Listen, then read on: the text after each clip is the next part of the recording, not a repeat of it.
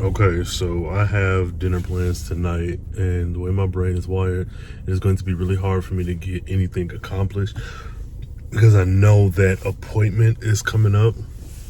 So I'm going to try my best to dive into it. So, since the last video, I've spent some time away from the novella project, and when you're not writing, you're still writing, so to speak. So I'm getting some thoughts out. I've kind of fleshed out some things.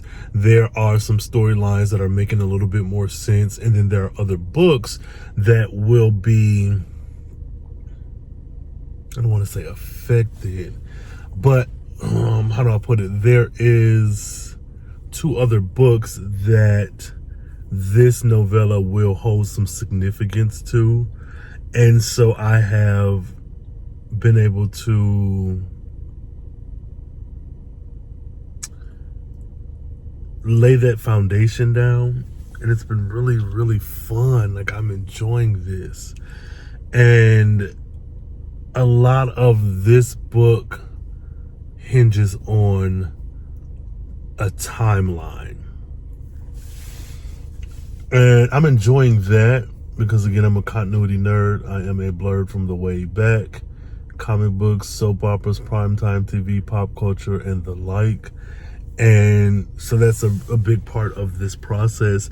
And where this book was originally going to be maybe a smaller deal than I initially planned, I knew that it would affect a few stories, but I didn't go into it with like lofty ideals, like, yeah, this is going to happen, they'll do this event, and it'll be, over and done with. Now, though I still feel confident that this is going to be a novella, I don't think I'm going to novel length. The confidence in that is there, but the acknowledgement or realization that this is going to be, I'm trying to think, how would I put it in comic book terms? Oh, like this. Like, if you have, for you comic book nerds, and you have an ongoing series. Well, back in the day, we used to get more than 12 or 24 issues, but let's just say an ongoing series. And then you get that one giant size special X-Men, or that DC Batman story that is still in continuity, but you don't necessarily have to read it to understand the full scope of the story. But shit, once you get on the regular ongoing series and you get to about issue 70, you're like, who the hell is this woman with a guitar and a knife? Well, if you had read that giant size issue, you would have known her. But you don't have to read that, and you're still going to get her story. So that's kind of what it is of course I want you to read all my books, and I'm trying to make certain that I write the stories. I want to have a list of the release order. Authors have, also buy pages in their books, this book, whatever.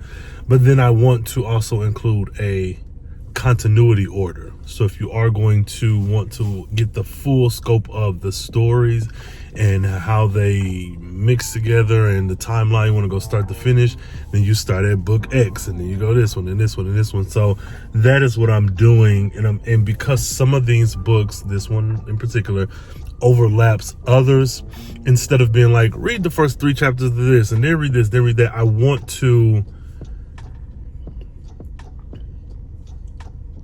see how soon something starts. So a bit of a spoiler.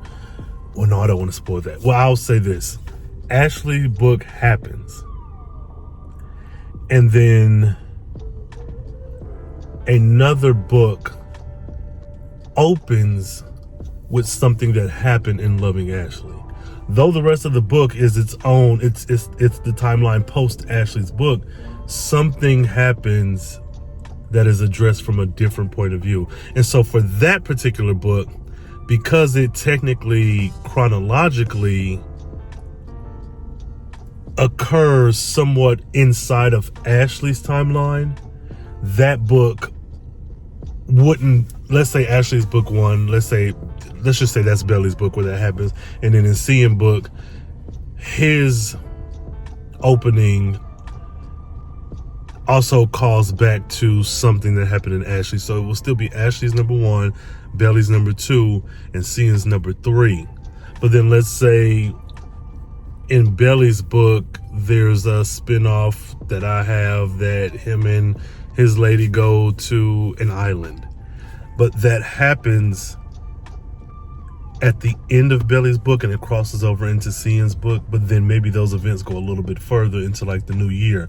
And so I'm trying to count the books by the time that you reach any event in that book in the regular timeline. So Ashley's book happens, and then so let's say Belly's book crosses over a little bit, so Belly's book is book 2, and then let's say his novella takes some events from his book, book 2, and then Cian's book would start, but then that novella still stretches past Cian's book. I hope I am making sense.